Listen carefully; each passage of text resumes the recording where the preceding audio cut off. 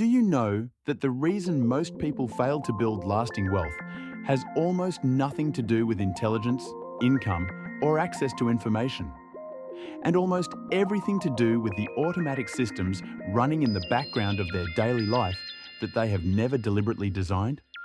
James Clear published Atomic Habits in 2018. By 2024, it had sold more than 15 million copies worldwide. It is the best-selling book about habit formation in history, and it is primarily known as a book about health, productivity, and personal performance. It has chapters about going to the gym and reading more books and stopping procrastination. But the deeper principles of Atomic Habits, the ones that most of the book's readers extract from it as good ideas and then fail to apply, are, when you understand them precisely, a complete framework for building financial behaviors that compound over time into wealth. Not wealth as a feeling, not wealth as a fantasy. Wealth as a mathematical outcome of specific, repeated actions designed at the level of system rather than willpower. This video is that framework, not a summary of the book. An original application of James Clear's principles to the specific problem of building and sustaining financial behaviors that, if maintained over a decade or two, produce outcomes that the people who only set financial goals almost never achieve. This is for educational and informational purposes only and does not constitute financial advice. The central insight of Atomic Habits is this: goals are not the mechanism by which behavior changes. Systems are. This seems counterintuitive. We are told repeatedly and insistently by productivity culture that the solution to not doing what we want to do is to set clearer goals, smarter goals, smart goals, specific, measurable, achievable, relevant, time-bound. If you have not built the financial life you want, the prescription is usually set better goals. Get a clearer picture of what you want. Write it down, make it vivid, measure your progress. Clear's argument is that this is wrong. Not wrong as in useless. Wrong as in pointing at the wrong level of the problem. Goals do not produce behavior. Systems produce behavior. A goal is a statement about where you want to end up. A system is a description of the repeated process that determines where you actually end up. Consider two people with identical financial goals: to save $5,000 in the next 12 months. One of them sets up an automatic transfer from their salary account to a savings account on the day their pay arrives. The other writes the goal in their journal and intends to save the money through conscious monthly effort. At the end of 12 months, who has saved $5,000? The answer, with very high probability, is the person with the automatic system. Not because they are more disciplined, not because they want it more, because they removed the behavior from the domain of willpower and placed it in the domain of automatic process. The money moves before they see it. The decision is not made monthly. It is made once and then executed automatically, forever. This is the first principle of Atomic Habits applied to wealth. Automate the financial behaviors you want to maintain. Remove them from the domain of active decision-making, where willpower, mood, and opportunity cost compete, and place them in the domain of automatic execution. The habit loop that James Clear draws on, the cue, craving, routine, reward cycle, applies to financial behavior with a precision that most financial advice does not acknowledge. Every financial behavior you engage in is the product of a habit loop. You spend money on specific things not because you rationally weigh each purchase, but because the behavior is automatic, triggered by a cue, producing a reward that reinforces the next instance of the behavior. Consider online shopping. The cue might be boredom or stress, or a marketing email that arrives at a specific time. The craving is not the product itself. It is the feeling of relief, stimulation, or comfort that the purchase temporarily produces. The routine is the act of purchasing. The reward is the dopamine associated with the arrival of the package, with the feeling of novelty, with the experience of having acted on a desire. This loop runs automatically. It does not require a decision each time. By the time you are aware that you are shopping, the loop has already been triggered and is well underway. Clear's insight is that you cannot simply break this loop through willpower. Willpower is a finite resource that is depleted by use, and the loop is automatic. You can only reliably change the loop by intervening at the level of the cue or the routine. To stop compulsive online shopping, you do not resolve to spend less. You remove the cues, unsubscribe from marketing emails, delete the saved payment information from shopping apps, install a website blocker for retail sites during specific hours. You change the environment so the loop cannot trigger, or you change the routine. When the craving for a purchase arises, you implement a waiting period, 24 hours, 72 hours, before executing the purchase. The craving, in most cases, passes. The purchase that felt necessary in the moment does not feel necessary after the waiting period. The routine has been interrupted. This is habit design at the level of the loop, not the level of willpower. It is considerably more reliable. The identity principle in Atomic Habits is the most powerful and the least discussed in the context of personal finance. Clear argues that the most effective behavior change is not goal-based. It is identity-based. When you change what you believe about yourself, the behaviors that flow from that identity change automatically. The person who says, "I want to save more money," is fighting against their existing identity. The person who says, "I am someone who values financial freedom and lives below their means," is acting from an identity that produces saving behavior naturally. This sounds like positive psychology, like affirmations and visualization. It is not. Clear's version of identity change is specific. Identity is built through evidence, not declaration. You become a person who saves by saving, and by tracking the evidence that you are saving. The identity is built action by action, recorded evidence by recorded evidence. Not asserted, but demonstrated. The financial application of this principle is to build a system that generates evidence of the identity you want to inhabit. If you want to be a person who invests regularly, the way you build that identity is to invest, even small amounts, even amounts that feel insignificant, and to track those investments so that you can see the evidence of what you are becoming. Each investment is a vote for the identity of investor. Each saved receipt, each tracked expense, each review of your net worth is a vote for the identity of someone who manages money with care. Over time, the accumulation of evidence becomes sufficient that the identity shifts. You are no longer trying to act like someone who manages money well. You are that person. And a person who is that person does not need willpower to maintain the financial behaviors. They maintain them because they are who they are. The concept of the 2-minute rule in Atomic Habits has direct financial applications that most people do not immediately see.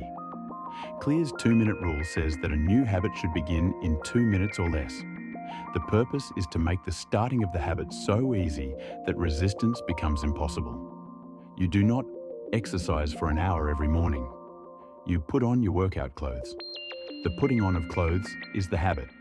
What happens after that almost always follows. Applied to financial habits, the 2-minute rule looks like this. You do not review your finances monthly.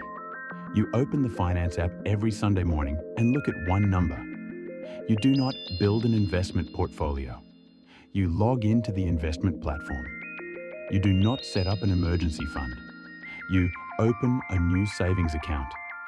The action that takes 2 minutes is the gateway to the action that takes 20. The barrier is starting, not continuing. By designing the starting action to be trivially easy, you remove the primary obstacle to the behavior. The specific financial application of the 2-minute rule that has the most impact is the automation that follows from starting. Once you have opened the account, the next 2-minute action is to set up the automatic transfer. Once you have logged into the investment platform, the next 2-minute action is to create a recurring investment. Each 2-minute action creates the infrastructure for automated financial behavior that runs forever without further action. The wealthy households in Thomas Stanley's research, the prodigious accumulators of wealth from the millionaire next door, were not, in most cases, making elaborate financial decisions constantly. They had set up systems, often decades before, that ran automatically. The money went where it was supposed to go. The investments happened on schedule. The financial infrastructure had been built through a series of deliberate starting actions, and it continued to operate without ongoing attention. This is the 2-minute rule applied across time. Small, easy starting actions that build permanent automatic systems that accumulate compound growth over decades. Habit stacking is one of Clear's most practically useful concepts, and it maps directly onto the challenge of building financial routines. Habit stacking is the practice of attaching a new habit to an existing one. The formula is, after I do X, I will do Y. Because X is an established automatic behavior, it becomes a reliable cue for Y. The existing habit carries the new one. The financial habit stack for someone who wants to review their finances monthly might look like this. After I make my first coffee on the last Sunday of the month, I will open my finance tracker and record my net worth. Coffee is established and automatic. The finance review is attached to it. The cue is already reliable, so it reliably triggers the new behavior. The financial habit stack for someone who wants to invest automatically might be, after my pay arrives, the automatic transfer to my investment account executes. This one is easy to set up once and then runs forever. The financial habit stack for someone who wants to reduce impulsive spending might be, after I add something to an online cart, I will wait until the next morning to decide whether to purchase it. The cue is adding to the cart. The new routine is the waiting period. The reward, over time, is the money saved and the diminished urgency of purchases that no longer feel necessary after 24 hours. Habit stacks can also build positive sequences. After I get paid, the automatic investment happens. After the investment happens, I record the investment in my tracking document. After recording, I review my net worth. After reviewing, I feel the reward of observing the accumulation. The reward reinforces the entire stack. Designing financial habit stacks deliberately, writing them down specifically in the form after X, I do Y, is one of the most practical applications of Clear's framework to money management. The environment design principle in Atomic Habits is perhaps the most important and most underutilized in the context of personal finance. Clear's argument is that willpower is the wrong tool for behavior change. Willpower works against your environment. Environment design works with it. You design your environment so that the behaviors you want are easy to do, and the behaviors you do not want are hard to do. The financial implications of this principle are extensive. For spending, make spending harder. Delete saved credit card information from websites and apps so every purchase requires entering the card number manually. Remove retail apps from your phone's home screen. Set up your bank account so that the money for savings and investment goes out automatically on payday before you can spend it. Use a separate bank account for discretionary spending with a debit card so that once the account is empty, you can see clearly that the discretionary budget is gone. For saving, make saving easier. Use separate accounts with specific labels: emergency fund, investment, annual expenses, so that saving is the default, not a decision. Set up round-up features that automatically save small amounts with every transaction. Use an investment account that makes recurring investment the default choice. For investing, make investing easier than not investing. Set up a recurring investment in an index fund or ETF so that investing happens automatically every pay cycle. Remove the investment account from your daily financial view so that you are not tempted to check and react to market movements. Make the barrier to selling your investments higher than the barrier to maintaining them. The environment you design determines the financial behaviors you repeat. Most people design their financial environment by default. They do not design it at all. They use whatever account structure the bank provides, whatever spending habits their lifestyle generates, whatever investment decisions feel right at the time. The result is a financial environment optimized for spending, not accumulating.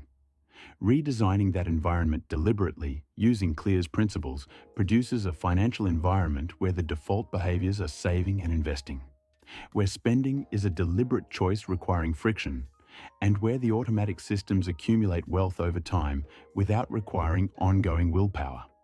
The compounding metaphor that runs through Atomic Habits is directly applicable to financial outcomes in a way that Clear uses for behavior, but that translates perfectly to money. Clear writes about the 1% improvement framework. If you improve by 1% every day for a year, you end up 37 times better by the year's end. If you decline by 1% every day for a year, you approach zero. The mathematics of compounding applies to behavior and to money in the same way. For money, the mathematics of compounding is specific. An investment that grows at 7% per year doubles approximately every 10 years. $1,000 invested at 25 becomes $2,000 at 35, $4,000 at 45, $8,000 at 55, $16,000 at 65. The money is working regardless of what the investor is doing. The investor's behavior, the automation, the consistent contribution, the resistance to withdrawing during downturns, is what allows the compounding to proceed. The 1% framework applied to financial habits is not about the return rate that is set by the market. It is about the consistency of contribution. The investor who contributes every pay cycle automatically for 30 years, even in small amounts, benefits from compounding across two dimensions simultaneously: the growth of existing investments and the addition of new contributions to the compounding base. The investor who contributes inconsistently, sometimes contributing, sometimes not, sometimes withdrawing during downturns, breaks the compounding cycle at the moments when it matters most.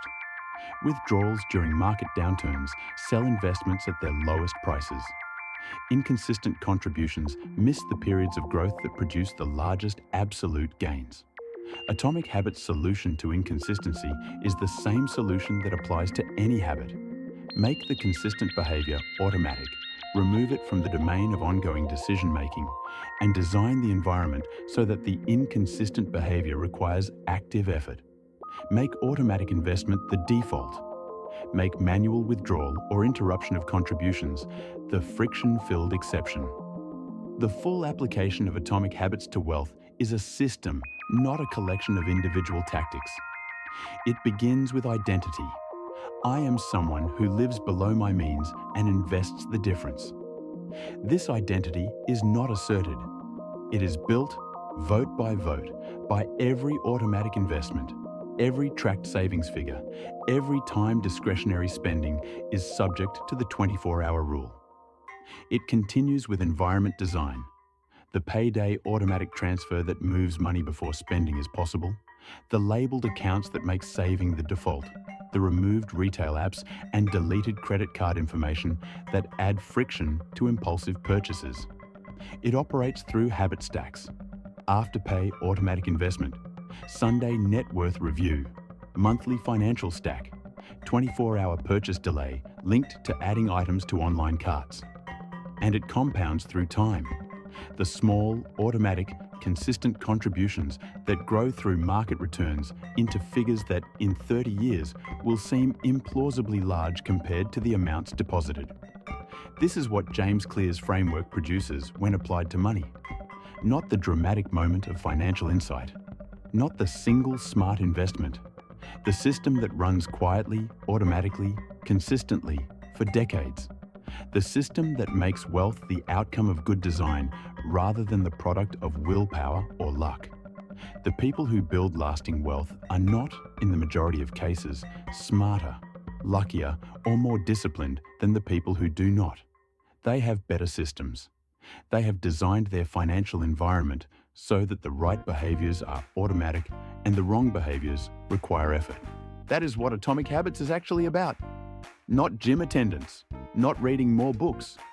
The architecture of automatic behavior applied with deliberate design to the domain where compounding has the most transformative long-term power. Your financial future is the sum of your financial habits.